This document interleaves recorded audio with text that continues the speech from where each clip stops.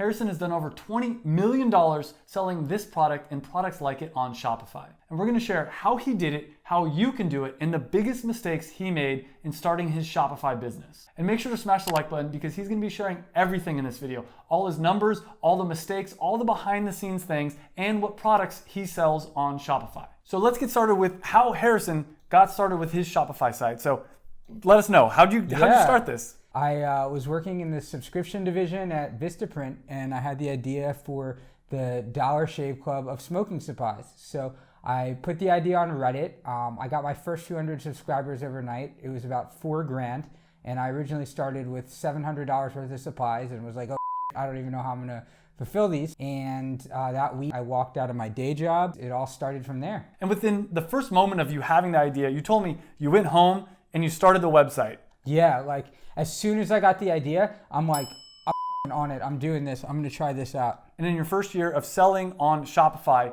you did $23,000 in sales, which doesn't sound like a lot, but just keep paying attention because his business grows like crazy. And in your first year, did you have employees? Did you have contractors? Like, how did it work?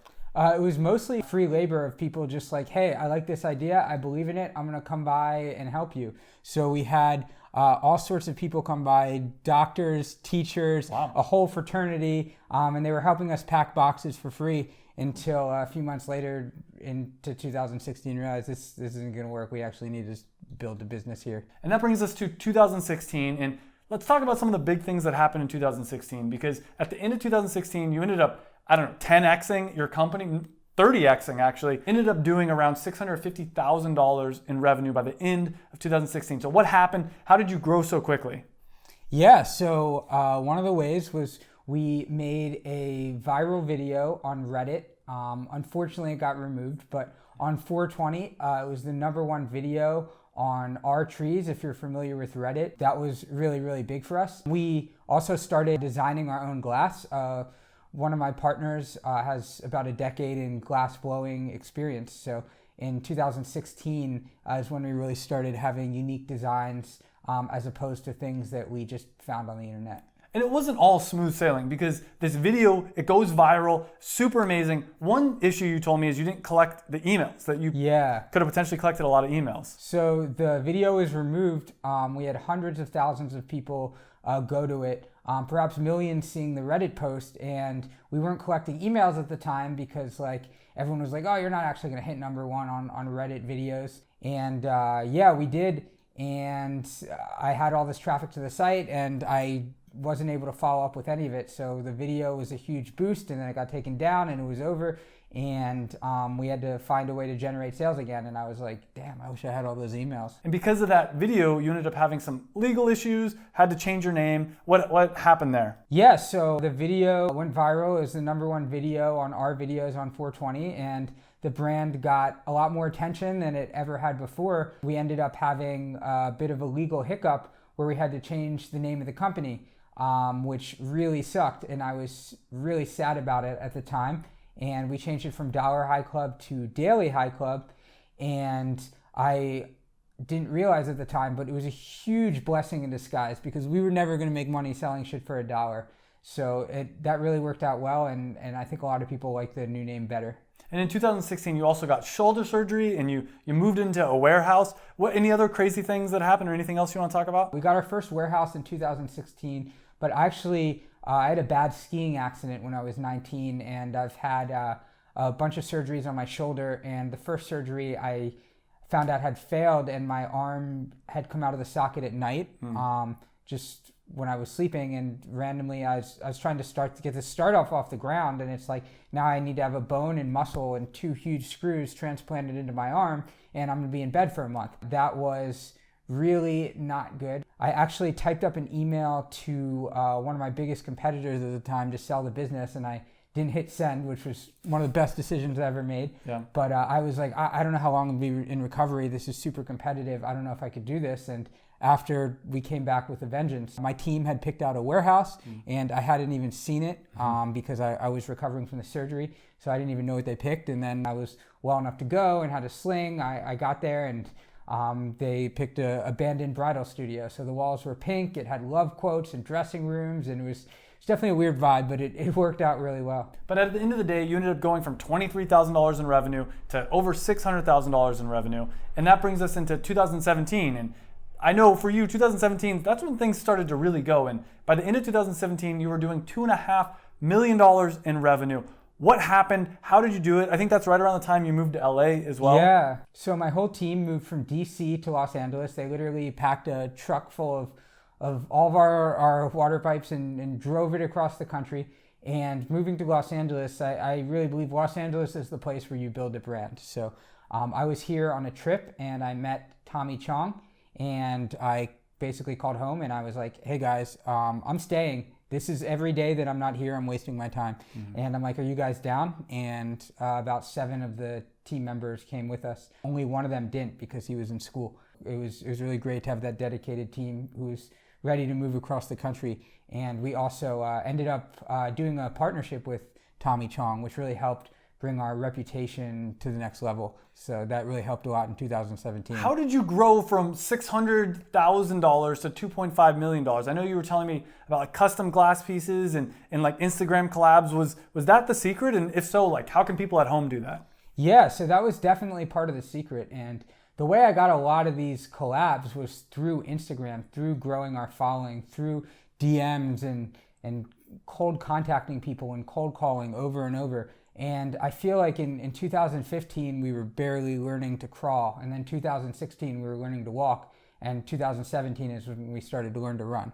So we just got a lot better at a lot of the things we were doing. Awesome. And by the end of 2017, you had around 10 people on your team. And one thing for everybody at home, I think one of Harrison's specialties is he surrounds himself with really amazing people. And because the kind of products he sells, there's a lot of people that are very passionate about these products that end up working for him for sometimes for free, sometimes for a lot cheaper than maybe they would for a boring corporate job. Not free anymore. Not free anymore. And that's something to really think about if you're starting an e-commerce company is who can you surround yourself with? Who can you hire? Who can you work with to help grow your business? So let's talk about 2018 because 2018 you grew again from 2.5 million to around $4 million in revenue.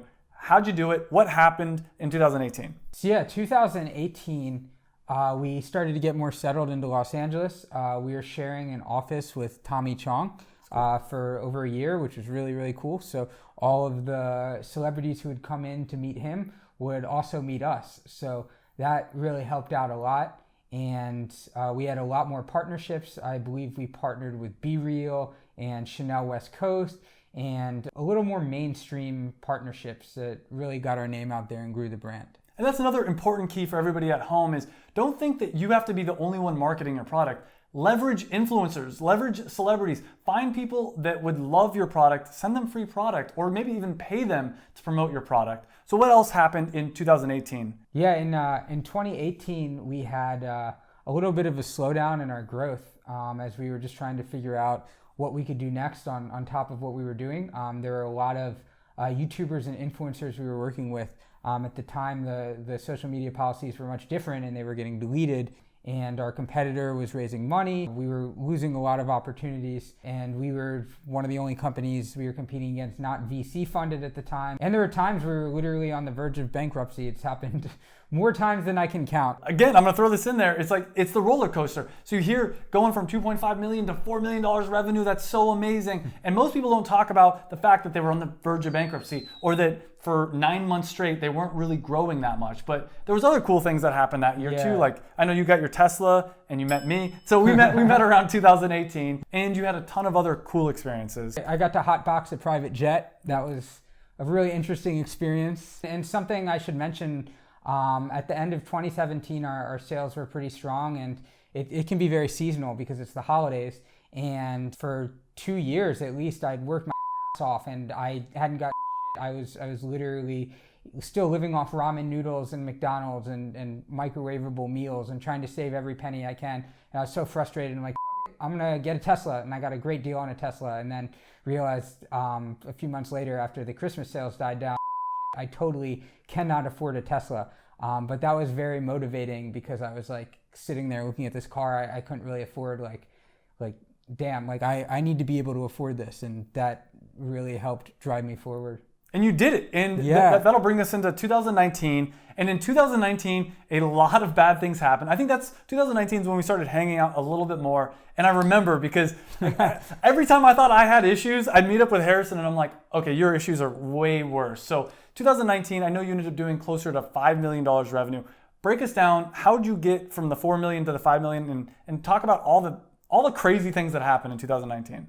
Yeah, so 2019, for February, for Valentine's Day, we decided to do an eggplant pipe, which we didn't know our customer demographic well enough. Very important lesson. Mm-hmm. And we lost like half of our customers pretty much overnight because we had a mostly male audience and they're like, I'm not putting my mouth on that dick pipe. Yeah. And so it was really, really bad. It's like you have a subscription and you lose so many of your subscribers. It's like, how are you going to pay your bills next month? And how are you going to pay off all this inventory? And what am I going to do with all these plant pipes? We're like, okay, next month we need to crush it.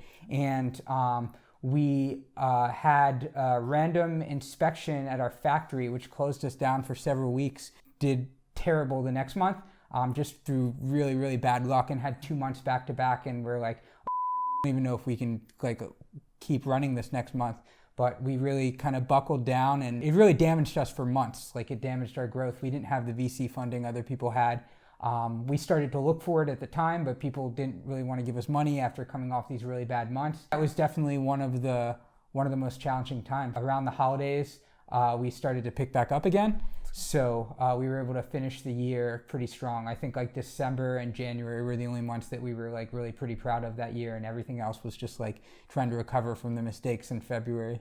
And I know in 2019, your Instagram also got deleted, and then you had shipping, like crazy shipping issues that led to like you not receiving some product on time. It's just, I felt like in 2019, hanging out with you, everything that could go wrong went wrong. It was so bad. The mutual friend that introduced us ended up basically telling Harrison, hey, I'm not gonna hang out with you anymore because you stress me out too much. And that's how crazy it was. But at the same time, he ended the year strong with over $5 million in revenue. He also grew his team to 25 people in 2019. And he even got to meet Snoop Dogg. And check out his Instagram. All the time I look at his Instagram, he's meeting all these cool different celebrities.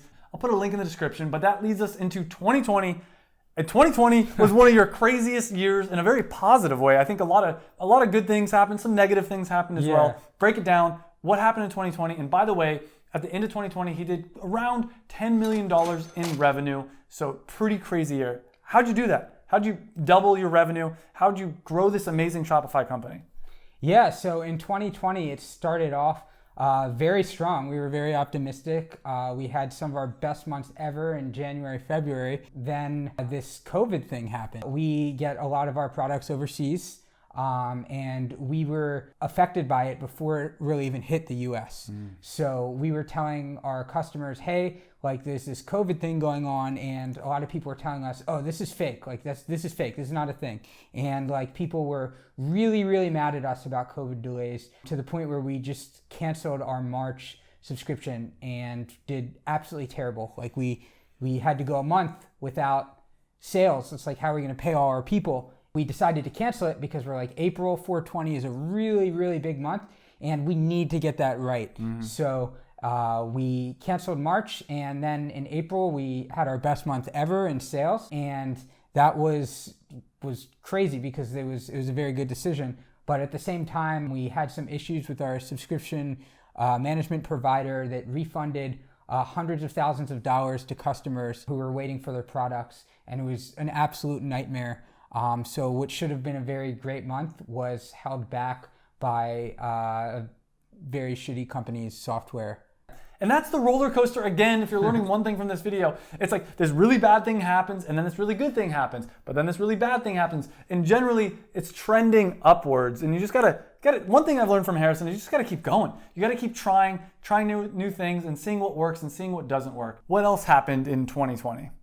Yeah, we also moved into a new warehouse. So that's when things started to feel a lot more real, because the warehouse we had before was basically the same size as the warehouse back in DC, and it hadn't, just to see that growth of getting something 5 times bigger was really cool, but also really scary, because it's like now I'm signing this big lease, and cool that happens doesn't have a part that's really scary at first. And you did close to $10 million last year in revenue. And that brings us into 2021. So what are your plans, and what should everyone at home think about if they're trying to grow their own Shopify store? How do you plan on growing in 2021? Yeah, so we want to double down on a lot of the things that worked really well for us in the past. We just had another really great collaboration with Raw. Shout out to Raw and Josh from Raw Rolling Papers. They've been really great to work with, and it was a really, really successful box. We want to do more things like that, get more in touch with our community, and one way we want to do that is through YouTube. I started a YouTube channel, and I also started a TikTok for Daily High Club, and the TikTok has been growing, and we've been making some fun videos on there. And the social media landscape is changing, and this year we're going to be changing with it. And Harrison's going to share his number one tip for e-commerce entrepreneurs selling on Shopify in just a second, but I'll put a link down below to Harrison's YouTube channel. Definitely go check it out. And Harrison is one of the people that inspired me to start doing TikTok. Definitely follow him and me on TikTok. But that leads us into, what is your number one piece of advice for everyone at home looking to start selling on Shopify? Yeah, so my number one piece of advice is it's not very exciting advice, but to start selling on Shopify, start selling on Shopify. Literally, when I had this idea, I went home from work that day and I made the Shopify site, and I started building it out. And as soon as it was built out, I started sharing it with friends, and then eventually posted it on Reddit. I just jumped in on 100% from the beginning. So just jump in and do it. If not, you're never going to do it. You're just going to be thinking about it forever. And there's a link down below if you want to sign up for Shopify. But my number one piece of advice is very different and very similar to what Harrison had to say. And I will say, almost every successful e-commerce entrepreneur, every single successful entrepreneur that I've met, they have the same thing in common. They do it. They act fast. They learn from their mistakes. Now, Harrison is much more successful than me when it comes to e-commerce. His business has done over $20 million. I have multiple different businesses that have done over $5 million. One business specifically that's done over $1 million in revenue. And even though that business hasn't done as much as Harrison and his business has done, it still allowed me to make over $100,000 profit per year passive income for the last few years. But the difference between Harrison's business and my business is he was able to grow this really amazing, inspiring thing. My business is not as big, not as amazing, but it gave me a lot of freedom, a lot less stress than Harrison has had. And I talk about in depth how I grew my business in this video right here. So click on that video. I'll see you in the next video, and thanks for watching. Thank you guys.